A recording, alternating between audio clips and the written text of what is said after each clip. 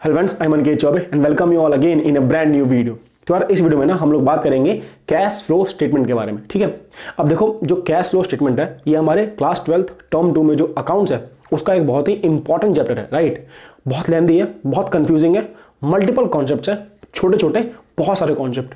तो दिक्कत क्या आती है बच्चों को, इसे रिवाइज करने में बहुत इशू होता है बिकॉज लेंथी चैप्टर है, बहुत ही सारे कॉन्सेप्ट है। राइट, तो हम क्या करेंगे, हम इस वीडियो में इसी चैप्टर को कंप्लीटली रिवाइज करेंगे, सारे कॉन्सेप्ट कवर करेंगे, एक भी कॉन्सेप्ट मिस नहीं होगा। ठीक है, 100% कॉन्सेप्ट कवर और कम से कम टाइम में कोशिश करेंगे कि अंडर 15 मिनट्स इस पूरे के पूरे रिवीजन को हम खत्म कर दें। राइट, तो आपको क्या करना है, आप इस वीडियो को अभी देखो, पूरा एंड तक देखो। ठीक है, और उसके बाद आप एग्जाम तक के लिए जब भी कैश फ्लो को रिवाइज करने बैठो इस वीडियो को प्ले करो।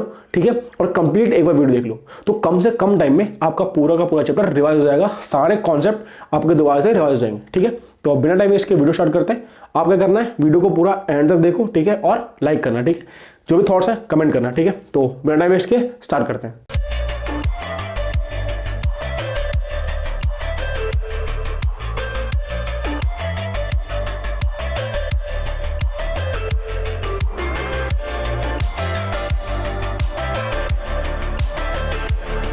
फिर देखो आपको नोट्स दिख रहे होंगे, ये हमारे नोट्स का कवर पेज है, cash flow statement revision notes type. और मैंने कोशिश करी है कि पूरा कंसाइज हो, क्रिस्प हो, ठीक है, और टू द पॉइंट हो, इसमें एक भी वर्ड एक्स्ट्रा ना लिखा हो ताकि टाइम वेस्ट बिल्कुल ना हो। ठीक है, तो स्टार्ट करते हैं।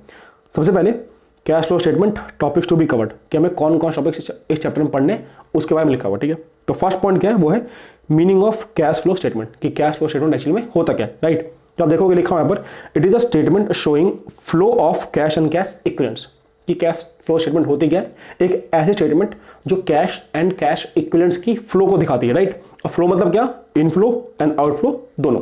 अब इसी डेफिनेशन को ना मैं थोड़ा समझाया हुआ यहाँ पर हिंदी में। ठीक है, आप एक बार देख लेना। ओके, आगे बढ़ते हैं। कैश एंड कैश इक्विवेलेंट्स ये क्या होता है, देखो तो लिखा हुआ है, these are the assets which are in the form of cash या बैंक, कुछ ऐसे एसेट्स जो ऑलरेडी कैश या बैंक की फॉर्म में, मतलब मेरे पास कैश इन हैंड हो या कैश एट बैंक हो, या फिर और they can be converted in the form of cash या बैंक, या फिर उन सबको मैं कैश या बैंक की फॉर्म में कन्वर्ट कर सकता हूं। कब, कितने टाइम में, with in 3 months without any significant change in its value. अब देखो दो कंडीशन है और एक कंडीशन जरूरी भी है। क्यों, कैश एंड कैश इक्विवेलेंट्स है क्या, कुछ ऐसे एसेट्स जो कि ऑलरेडी कैश की फॉर्म में है, तो कैश इन हैंड और कैश इन बैंक, या फिर जिसको मैं कैश की फॉर्म में कन्वर्ट कर सकता हूं। अब देखो एक बिजनेस ना अपने सारे के सारे एसेट्स को कैश की फॉर्म में कन्वर्ट कर सकता है। लेट्स से मेरे पास एक बिल्डिंग है, बिल्डिंग की वैल्यू 10 करोड़, मैं उसे ऑन सेल कर दूंगा, बिल्डिंग बिकेगी, कैश आ जाएगा। तो क्या बिल्डिंग भी कैश एंड कैश इक्विवेलेंट्स है? नहीं, आप उसे कैश की फॉर्म में कन्वर्ट करोगे विद इन 3 मंथ्स। तो अगर कोई ऐसा एसेट है जो कि कैश में कन्वर्ट होगा 3 महीने ज़्यादा टाइम में, तो वो obviously cash and cash equivalents नहीं कहलाएगा। इसके बाद एक और चीज आती है कि लेट्स से मेरे पास एक बिल्डिंग है, बिल्डिंग की वैल्यू है 10 करोड़ और मैंने लगा दिया सेल का बोर्ड 10 रुपए में, तो आज के आज बिक जाएगी। राइट, तो इसलिए एक और पॉइंट है कि उसकी वैल्यू में बहुत ज्यादा चेंज ना हो। ठीक है, अब इसी पॉइंट को मैं थोड़ा सा पे एक्सप्लेन किया है, आप यहाँ पे देख सकते हैं। ठीक है, आगे बढ़ते हैं कि बिजनेस में कौन कौन सी एक्टिविटीज होती हैं। ठीक है, देखो ऑपरेटिंग एक्टिविटी, इन्वेस्टिंग एक्टिविटी और फाइनेंसिंग एक्टिविटी। हमने अपने बिजनेस के सारी एक्टिविटीज को 3 पार्ट में बांटा हुआ है, ऑपरेटिंग, इन्वेस्टिंग और फाइनेंसिंग। अब ये क्या क्या होती है, देखो सबसे पहले देखते हैं फाइनेंशियल एक्टिविटी क्या होती है। देखो जरा, activities which help to collect funds and items which are related to it.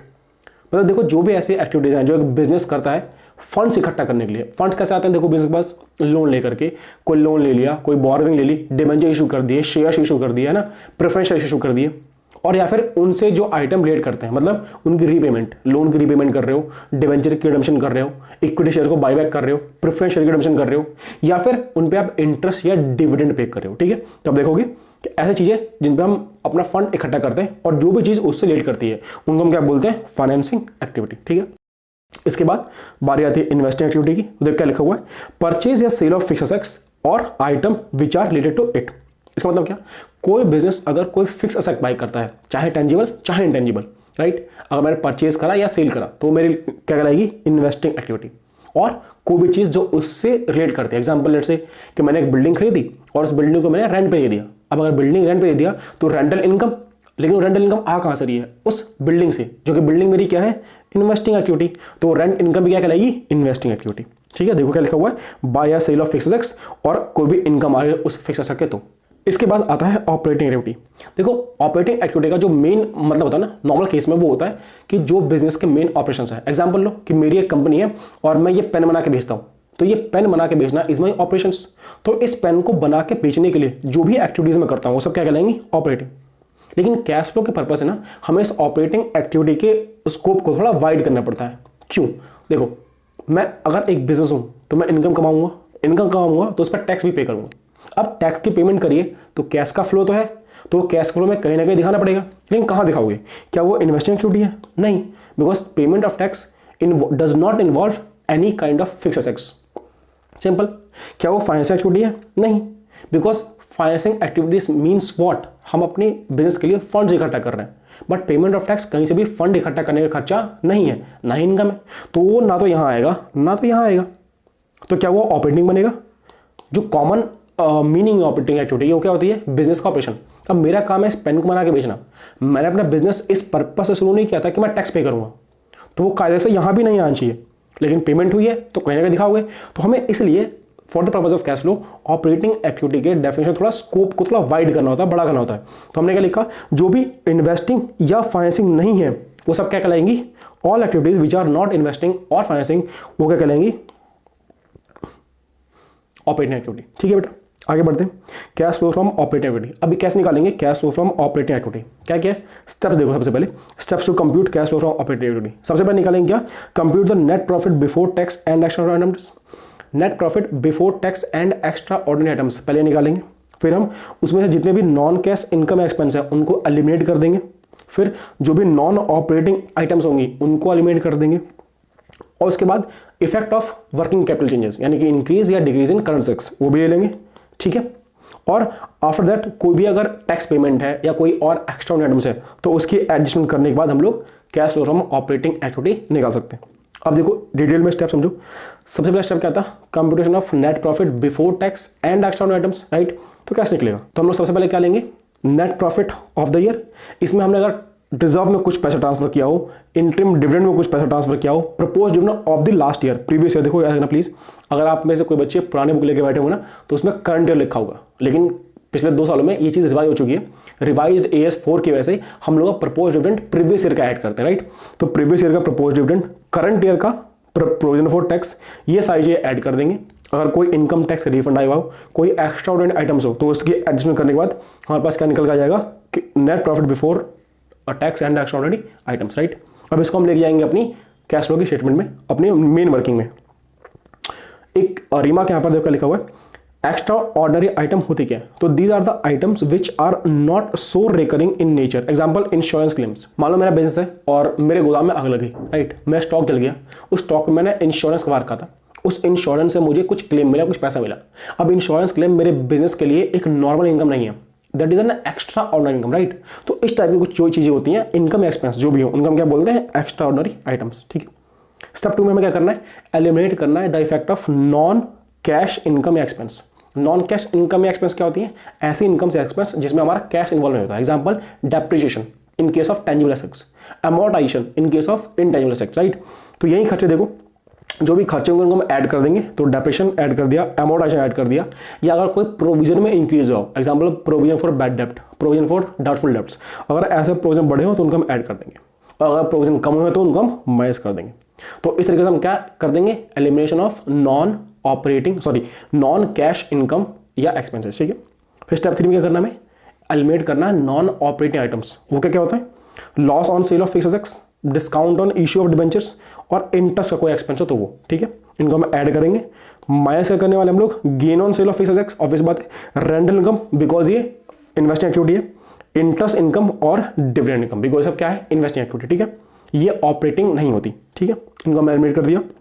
फिर स्टेप 4 में क्या करना अपने को, eliminate the effect of increase या डिक्रीज इन वर्किंग कैपिटल। तो अगर मेरे करंट एसेट्स कम हो रहे हैं और करंट लायबिलिटीज बढ़ रही हैं तो उनको मैं ऐड कर दूंगा, और अगर मेरे करंट एसेट्स बढ़ रहे हैं और लायबिलिटीज कम हो रही हैं तो उनको मैं माइनस कर दूंगा। देखो यहाँ पर मैं लॉजिक्स या concept behind these things discuss नहीं कर रहा बिकॉज वीडियो फिर बहुत लंबी हो जाएगी। ठीक है, ये सिर्फ एक रिवीजन वीडियो है, तो हम सिर्फ मेन पॉइंट्स को रिवाइज करेंगे। आई होप कि आपने इस वीडियो को देखने से पहले कैश फ्लो अच्छे से पढ़ लिया होगा। ठीक है, आगे बढ़ते हैं। एक चीज़ ना, जो हमने यहाँ पे वर्किंग कैपिटल के एडजस्टमेंट्स कर रहे हैं, इसमें हम लोग cash and cash equivalents count नहीं करते, बिकॉज बैलेंस शीट में कैश एंड कैश इक्विवेलेंट्स भी करंट असेट के हेड में दी होती हैं, राइट। तो उसको यहाँ पे कंसिडर मत करना, ठीक है। इसके बाद हम इन सबको कंबाइन कर देंगे। Let just combine all the 5 points हमने ऊपर डिस्कस किए, तो हमारा cash flow from operating activity निकल जाएगा। अब देखिए मैं पूरा मैंने वही चीज़ लिख रखी है, स्टेप 1 ये रहा, स्टेप 2 ये रहा, स्टेप 3 जो हमने अलग बताया उसको पूरा कंबाइन कर दिया, और एट द एंड आप क्या निकाल लोगे, cash flow from operating activity, ठीक है। ये पूरा फॉर्मेट है, हम लोगों ने सारे 5 शब्द यहाँ पे कंबाइन कर दिया, ठीक है। इसके बाद हमने एक क्वेश्चन लिखी है यहाँ पे, नोट देखो प्लीज क्या लिखा है। अगर क्वेश्चन ने मुझे एडिशनल इन्फॉर्मेशन दे रखी है, किसके बारे में, प्रोविजन फॉर टैक्स के बारे में या डिविडेंड के बारे में, तो मैं उसका अलग से लेजर्स भी बनाऊंगा as an working note, obvious बात है। अब ये एडिशनल इन्फॉर्मेशन क्या मिलेगा हमें, देखो जनरली क्वेश्चन में मुझे कैश फ्लो में किसी भी आइटम का ओपनिंग और क्लोजिंग बैलेंस दिया होता है, यानी कि एक करंट ईयर का बैलेंस और एक लास्ट ईयर बैलेंस, ठीक है। अगर इसके अलावा कोई और एडिशनल इन्फॉर्मेशन है तो मुझे उसका अकाउंट बनाना पड़ेगा। कैसे बनाएंगे, आप देखो लिखा हुआ already, provision for tax account, because it is a provision, तो इसका ओपनिंग बैलेंस क्या होगा, क्रेडिट नेचर का, तो देखो by balance BD opening balance, by balance ED closing balance. अगर मैंने इस बार प्रोविजन बनाया है तो मेरा प्रोविजन बढ़ जाना चाहिए, तो देखो मैंने क्रेडिट किया, provision made for the current year. और अगर पे किया है तो मेरा प्रोविजन घट जाना चाहिए, तो देखो अगर मैंने टैक्स पे किया तो प्रोविजन डेबिट हो रहा है, यानी कम हो रहा है। कहाँ का ट्रीटमेंट होगा, जो मैंने इस बार बनाया है वो ऐड होगा for computation of net profit before tax and extra items, ठीक है, फर्स्ट स्टेप में। और जो मैंने पे किया है वो 5th स्टेप में, लास्ट स्टेप में मेरा माइनस हो जाएगा फ्रॉम ऑपरेटिंग प्रॉफिट, ठीक है। ऊपर पूरा फॉर्मेट है, आप देखोगे समझ जाओगे, ठीक है। नेक्स्ट ऐसे ही प्रपोज डिविडेंड अकाउंट है, ओपनिंग बैलेंस, क्लोजिंग बैलेंस, इस साल जो बनाया है और इस साल जो पे किया है। जो बनाया है वो ऑपरेटिंग में ऊपर सबसे फर्स्ट स्टेप में ऐड हो जाएगा, और जो पे किया है वो फाइनेंसिंग एक्टिविटी में माइनस हो जाएगा, ठीक है, because dividend is a financing activity, right. आगे बढ़ते हैं, cash flow from investing activity. तो यहाँ पे क्या देखो, सबसे पहले prepare the fix asset account if additional information is given. कई बार क्या होता है कि मुझे असेट्स के ओपनिंग और क्लोजिंग बैलेंस के अलावा उनके बारे में कुछ एडिशनल इन्फॉर्मेशन दी होती है कि भैया ड्यूरिंग द ईयर कुछ असेट बेची हैं, कुछ असेट खरीदी हैं, इतना डेप्थ था, इतना लॉस था, इतना गेन था, जो भी है, ठीक है। उसके बाद मेरे पास जितनी भी इनकम्स हैं इन्वेस्टिंग एक्टिविटी के वो सारी ऐड कर दूंगा, और जितनी भी एक्सपेंसेस हैं या लॉसेज हैं उन सब क्या कर दूंगा, मैं माइनस कर दूंगा, राइट। फॉर्मेट देखो आप क्या है, सबसे पहले ऐड क्या करेंगे, जो भी इनकम आ रही है, इनकम मतलब असेट को बेच के इनकम आ रही है या उस असेट से ही इनकम आ रही है। मतलब एग्जांपल लो कि मेरे पास बिल्डिंग है, बिल्डिंग बेच दी तो इनकम आई, या फिर उस बिल्डिंग से रेंट की इनकम आ रही है तो भी इनकम आ रही है, तो दोनों यहाँ पे ऐड होंगे। देखो ऐड में क्या, सेल ऑफ फिक्स असेट्स या इन्वेस्टमेंट, ठीक है। इसके बाद रेंटल इनकम, इंटरेस्ट इनकम और डिविडेंड इनकम, ये सब असेट्स आती हैं, मेरी इन्वेस्टमेंट आती हैं, तो यहाँ पे ऐड हो जाएंगे। और माइनस क्या करेंगे, जो भी एक्सपेंस है, मतलब मेरे को जो मैंने असेट नया खरीदा होगा, बाई किया होगा, उस पर एक्सपेंस देना होगा, तो वो यहाँ पे देखो माइनस हो जाएंगे। परचेज ऑफ फिक्स असेट देखो लेस हो गया, राइट। इसके बाद ऑब्वियस बात है वहीं कुछ ना कुछ एक्स्ट्रा आइटम्स यहाँ भी हो सकती हैं, इंश्योरेंस की आपको बताया मैंने, राइट। वह जनरली ये होता नहीं है आपके एग्जाम में, आएगा नहीं, बट एक पार्ट ऑफ द फॉर्मेट है तो इसलिए लिख दिया, ठीक है, आप एक बार देख लेना। तो ये हमारा cash flow from investing activity खत्म होता है, राइट। कुछ एडिशनल बात यहाँ पर भी है, देखो if question provide additional information about what, sale या परचेज ऑफ फिक्स असेट, तो उस केस में हमें लेजर बनाना पड़ता है। अब यहाँ पर दो टाइप से रिकॉर्डिंग हो सकती है, या तो ग्रॉस वैल्यू पे, ग्रॉस वैल्यू का मतलब क्या है कि मैं अपने असेट्स को कॉस्ट पे ही दिखाऊंगा, ठीक है, और डेप्रिसिएशन को अलग अकाउंट में शो करूंगा as an accumulated depreciation, right. और एक होता है नेट वैल्यू, मतलब क्या कि मैं अपनी असेट में से डेप्रिसिएशन माइनस करने के बाद जो वैल्यू आती है उसको उस पर दिखाऊंगा अपनी बैलेंस शीट में। तो अगर मैं बैलेंस शीट में नेट वैल्यू का कॉन्सेप्ट यूज कर रहा हूँ तो अकाउंट थोड़ा अलग बनता है, और अगर मैं अपनी बैलेंस शीट में ग्रॉस वैल्यू का कॉन्सेप्ट यूज कर रहा हूँ तो अकाउंट थोड़ा अलग बनता है। तो एक करके देखते हैं कि अगर नेट वैल्यू है तो उस केस में फिक्स असेट अकाउंट कैसे बनेगा। देखो बीइंग एन एसेट, इसका ओपनिंग बैलेंस होगा डेबिट, तो opening balance by balance BD debit है, closing balance by balance CD credit है, ठीक है। इसके बाद अगर मैं एसेट बेचता हूं तो एसेट कम होगा, कम मतलब क्रेडिट, देखो बाय बैंक अकाउंट, सेल मैंने क्रेडिट कर दिया। अगर क्रेडिट क्या है तो इसमें हो सकता है कि प्रॉफिट हो या लॉस, अगर प्रॉफिट है तो देखो प्रॉफिट ये रहा, gain on sale of assets, right, और अगर लॉस है तो लॉस ये रहा, ठीक है। अब बिकॉज ये एसेट है वो भी टेंजिबल, तो इसके ऊपर क्या लग सकता है, डेप्रिसिएशन। अगर इंटेंजिबल तो क्या लगेगा, अमोर्टाइजेशन। देखो डेप्रिसिएशन से एसेट कम होता है तो मैंने यहाँ पे डेप्रिसिएशन लगाया, और अगर ड्यूरिंग द ईयर कुछ खरीदा है तो ये मैंने परचेज में एसेट मेरा बढ़ गया होगा। अब जनरली क्या होगा एग्जाम में, आपको इन सब चीज़ों में से ऑलमोस्ट सारी दे रखी होंगी, कोई एक चीज़ मिसिंग होगी, ठीक है। जैसे आपको ओपनिंग दे दिया, क्लोजिंग दे दिया, सेल दे दिया, उस पर प्रॉफिट या लॉस दे दिया और डेप्रिसिएशन दे दिया, तो क्लोजिंग में इसका आ जाएगा परचेज, राइट। तो ऐसे, या फिर इधर की आइटम दे रखी होंगी, ये दे रखा होगा, आपका ये ऑप्शन आ जाएगा क्लोजिंग बैलेंस। तो ऐसे कोई ना कोई आइटम क्लोजिंग बैलेंस आपको निकाल लोगे, ठीक है। इसके बाद अगर ग्रॉस वैल्यू पे शो, तो सेम तरीका है, बस डेप्रिसिएशन जो हम यहाँ पे लिखते थे, ये वाला, ये देखो आप, ये यहाँ पे ना करके हमारा अलग अकाउंट बनता है इसके लिए, एक्यूमुलेटेड डेप्रिसिएशन अकाउंट। बिकॉज ये एक्यूमुलेटेड डेप्रिसिएशन अकाउंट है तो इसका ओपनिंग बैलेंस क्या होगा, क्रेडिट।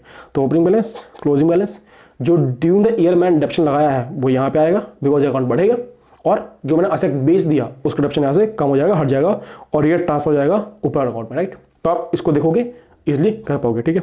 आगे बढ़ते हैं।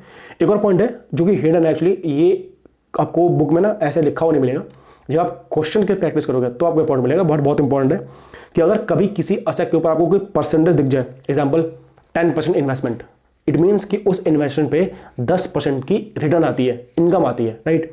तो अब क्वेश्चन आपसे स्पेसिफिकली बोलेगा नहीं कि इनकम रिसीव हुई है, बट आपको एज्यूम करना है कि इनकम आई है और वो आप इन्वेस्टिंग में ऐड करोगे, ठीक है।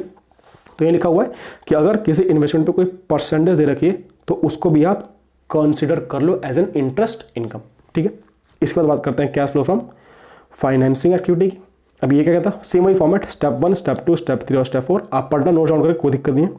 ये हमारा पूरा का पूरा फॉर्मेट, जो हमारा पैसा आ रहा है फाइनेंशियल एक्टिविटी से वो हम ऐड कर देंगे। कहाँ कहाँ पैसा आता है सर, इशू ऑफ शेयर से आता है, इशू ऑफ डिवेंचर से आता है, लोन या बोरिंग अगर ली है उनसे आता है, या फिर बैंक ओवरड्राफ्ट और कैश क्रेडिट में अगर इंक्रीज हो रहा है तो वहाँ से आता है, ठीक है। इसके बाद अगर पैसा जा रहा है तो माइनस कर दो, कहाँ कहाँ आएगा सर, शेयर की रिडम्पशन कर दी, डिवेंचर की रिडम्पशन कर दी, लोन या बोरिंग की रीपेमेंट कर दी, ठीक है। बैंक ओवरड्राफ्ट या कैश क्रेडिट कम हो रहे हैं वहाँ पर, डिवेंचर्स पे या लोन पे इंटरेस्ट पे किया है, इंटरिम डिविडेंड पे किया है, फाइनल डिविडेंड या प्रपोज डिविडेंड प्रीवियस ईयर का वो पे किया है, और डिवेंचर्स पे कोई डिस्काउंट दिए थे या कोई लॉस था तो वो चीज़ यहाँ पर माइनस जाती है। एट द एंड हमारे पास क्या आता है, cash flow from financing activity, ठीक है। इसके बाद यहाँ पे एक वही पॉइंट जो इन्वेस्टमेंट में था कि अगर आपको किसी लोन पे, किसी बोरिंग पे इंटरेस्ट की रेट दे रखी है तो आप उसका इंटरेस्ट एक्सपेंस भी कंसिडर करोगे। एग्जांपल, आपको दे रखा है 10% लोन फ्रॉम SBI बैंक और आपको इंटरेस्ट पेमेंट के रिगार्डिंग कोई इन्फॉर्मेशन क्वेश्चन नहीं बोलता, तो आप ये एज्यूम करोगे कि इंटरेस्ट पे करना है बिकॉज मुझे रेट दे रखी है, तो आप उस अकॉर्डिंग इंटरेस्ट कंप्यूट करके यहाँ पे माइनस कर देना, ठीक है। इसके बाद मैंने कैश फ्लो फ्रॉम ऑपरेटिंग निकाल लिया, कैश फ्लो फ्रॉम इन्वेस्टिंग निकाल लिया और cash flow from financing activity भी निकाल लिया। अब मुझे क्या करना है, मुझे निकालना है, देखो हमने cash flow from financing operating activity निकाल लिया, इन्वेस्टिंग निकाल लिया और फाइनेंसिंग निकाल लिया, ये तीनों चीज़ निकाली। फिर हम निकालेंगे changes in cash and cash equivalents. कैसे निकलेगा, इन तीनों के मेन आंसर को आप ऐड कर दो, A + B + C, तो आपका आ जाएगा changes in cash and cash equivalents. इसमें आप लोग opening balance of cash and cash equivalents add कर दोगे तो ये आपका answer closing balance of cash and cash equivalents के इक्वल आ जाएगा, ठीक है। तो ये हमारा कंप्लीट रिवीजन वीडियो थी यार कैश फ्लो स्टेटमेंट की, ठीक है। आई होप कि आपको वीडियो अच्छी लगी हो, ठीक है। आई होप कि आपको वीडियो थोड़ी हेल्पफुल लगी हो, ठीक है। मैंने कोशिश करी है कि कोई भी कॉन्सेप्ट मिस ना हो, कंप्लीट चैप्टर को, सारे कॉन्सेप्ट्स को, सारे के सारी चीज़ों को, सारे लॉजिक्स को कम से कम टाइम में कंसाइज रूप में आपको मैंने दिया है, ठीक है। और आई होप कि आपकी इस वीडियो से हेल्प हो जाए, ठीक है। और अगर वीडियो अच्छी लगी तो प्लीज़ वीडियो को लाइक कर देना। ये नोट्स जो है आपको मिल जाएंगे डिस्क्रिप्शन बॉक्स में, लिंक आपको बताया मैंने ऑलरेडी, वहाँ से आप डाउनलोड कर लो, ठीक है। और जब भी आप कैश को रिवाइज करने बैठो इस वीडियो को प्ले करो और एक बार पूरी वीडियो देख लो, ठीक है। तो कम से कम टाइम में आपका पूरा चैप्टर रिवाइज हो जाएगा। डन। वीडियो अच्छी लगी है तो अपने दोस्तों को शेयर कर दो। कोई क्वेश्चन है, कोई डाउट है, कोई सजेशन है, कुछ भी है तो मुझे कमेंट बॉक्स में कमेंट करो, मैं आपके सारे कमेंट्स पढ़ता हूँ और उनका रिप्लाई भी करता हूँ, तो आपके कमेंट का रिप्लाई जरूर करूँगा, ठीक है। तो बस आज वीडियो में इतना ही, मिलता है आप लोगों से अगली वीडियो में। तक के चौबे साइनिंग ऑफ।